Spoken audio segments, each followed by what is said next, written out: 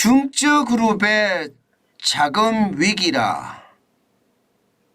이것은 어쩌면 금융위기의 시작이다.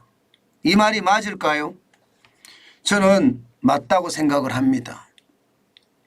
당장 이거 한번 보십시오. 중국의 중저그룹은 미국으로 따지면 블랙스톤 사모펀드 운용사 중에 가장 큰 회사 그렇게 생각할 수 있는 회사가 중저그룹입니다. 이 회사가 자산 운용액만 1조 위안입니다. 우리 돈으로는 180조 원입니다. 180조 원. 그런데 이 중저그룹이 말입니다. 회사가 유동성 위기에 직면해 있으며 부채 구조조정을 실시할 거다 이렇게 공지했습니다. 다시 말해서 미국의 리먼 브러더스 같은 그런 대형 금융사가 파산을 하면서 전 세계의 금융위기를 몰고 왔는데 지금 중국의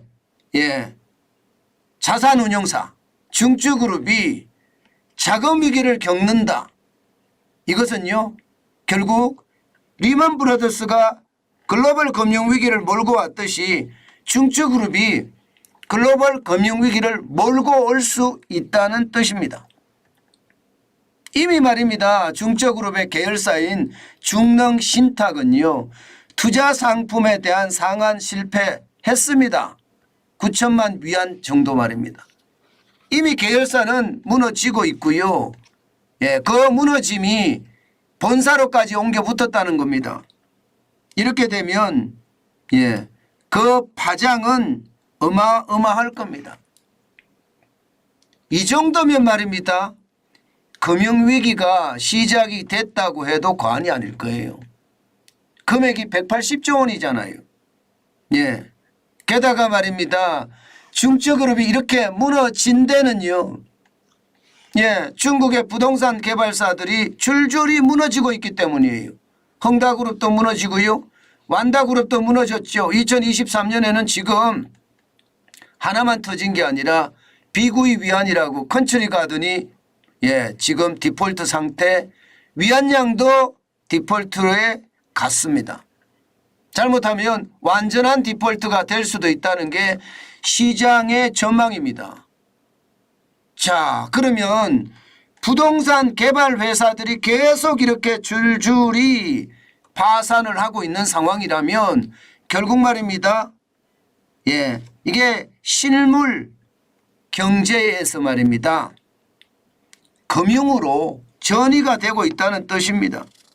지금 전이의 속도는 굉장히 빠르다고 이야기합니다. 전이의 속도는. 그만큼 말입니다. 상황이 굉장히 나빠진다는 이야기예요. 문제는요. 중국 정부가 발표하는 것보다가 부동산 시장의 상황은 더 열악하다는 겁니다. 실제 말입니다. 중국의 부동산 폭락은 중국 정부가 발표하는 것보다 훨씬 크다 이렇게 이야기하거든요. 그러면 중국 부동산 기업들이 앞으로 어떻게 더 망할 수 있느냐. 여러분들도 느껴지시죠? 문제는요 여러분 여기에서 끝나지 않습니다. 그림자 금융. 이 그림자 금융이 어떻게 작동을 할 것인가에 따라서 본격적인 금융위기가 될 거냐 아니면 이거 어떻게 막아줄 수 있는 거냐 이렇게 결정될 수 있다고 봅니다. 지금 그림자 금융이 장난 아니거든요. 여러분 보시다시피 그림자 금융이라는 게 규제를 받지 않는 것 그리고 불투명하고 부도 위험이 큰 대출을 이게 그림자 금융이라고 이야기하거든요. 현대경제연구원에서 중국의 그림자 금융의 규모를 파악을 해보면 말입니다. 2006년에는 49억 달러였습니다. 그러던 것이 2011년에는요. 6,011억 달러. 2015년에는 6조입니다. 6조 3,046억 달러. 2021년 기준입니다. 2022년이 아니에요. 2021년 기준으로 11조 4,209억 달러입니다. 우리 돈으로 1경 5,300조입니다. 1경 5,300조. 예, 10년 사이에 무려 말입니다. 1,800%. 그러니까 배수로 따지면 19배인가요? 19배가 늘어난 거예요. 6,011억 달러가 10조 8,198억 원이 됐으니까 이것은 말입니다. 엄청난 숫자라는 겁니다. 지금 말입니다. 이 그림자 금융이 규모가 얼마인지 솔직히 2022년도 제대로 파악이 안 되고 있는 상태입니다. 그러면 이 그림자 금융의 상황이 만약에 말입니다. 지금 현재 중저그룹이 유동성 위기를 맞은 것처럼 다른 금융사에도 영향을 미치면 어떻게 될까요? 시장은 예상했던 것보다가 더 충격적인 파장을 몰고 올 겁니다. 단순하게 말입니다. 중국이 괜찮겠지. 중국은 그래도 큰 나라니까 경제 규모가 좋으니까 이거 극복될 수 있겠지. 이렇게 이야기하는 것은 아니라고 저는 생각합니다. 중국은 통제사회이기 때문에 시장경제 원리가 제대로 작동이 안 돼요. 시장경제라는 게 수요와 공급에 의해서 가격이 결정되는 구조가 시장경제인데 사실 중국은요 그렇게 결정이 안 되는 경우가 허다합니다. 그러다 보니까 절반만 시장경제라고 이야기할 수 있습니다. 이 절반만 시장경제는요 결국 보이지 않는 손이 시장에 개입한다는 뜻인데 이렇게 시장에 개입하면 시장은 더 혼란스럽거든요. 그 혼란 와중에 터지는 것 저는 시간 문제라고 봅니다. 당장 말입니다. 당장 중국의 각 도시에서 말입니다. 집값이 얼마나 떨어졌느냐 이것을 발표하는 거 있잖아요. 이거 지금 중국 정부가 발표하는 거하고요. 실제 블룸버그 같은 데서 찾아내는 거하고는 가격 차이가 굉장히 납니다.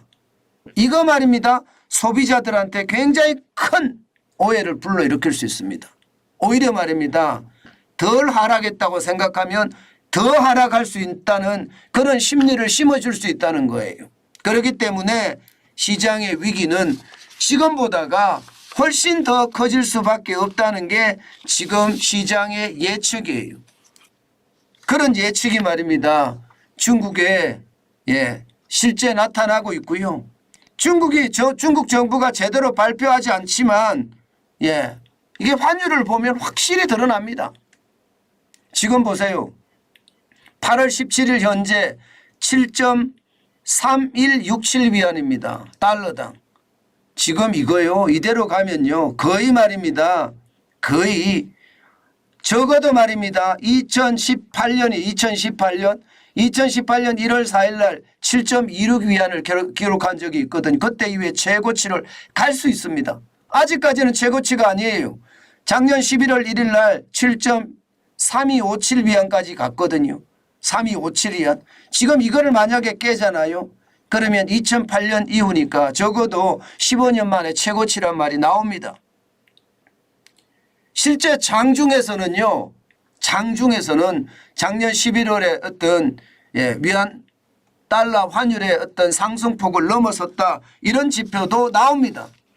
그만큼 말입니다. 중국의 상황이 굉장히 어려워지고 있다 이런 얘기예요. 저는 이 상황이 말입니다. 지금 중국 경제 상황에 맞물리면 터질 수밖에 없다고 생각을 합니다. 그 어느 때보다 지금 중국 경제 상황이 굉장히 어렵다. 여러분 반드시 중국판 리먼 브러더스 사태가 터질 수 있다는 아니 이미 터졌는데 정부가 막고 있다는 그런 생각을 가지시고 시장에 적극 대응하시면 좋겠습니다. 단순하게 말입니다. 단순하게 그럴 일은 없을 거야 이렇게 생각하는 것 자체가 굉장히 큰 위험을 자초한다는 것 제가 여러분에게 다시 한번 당부드립니다. 진짜 당부드립니다.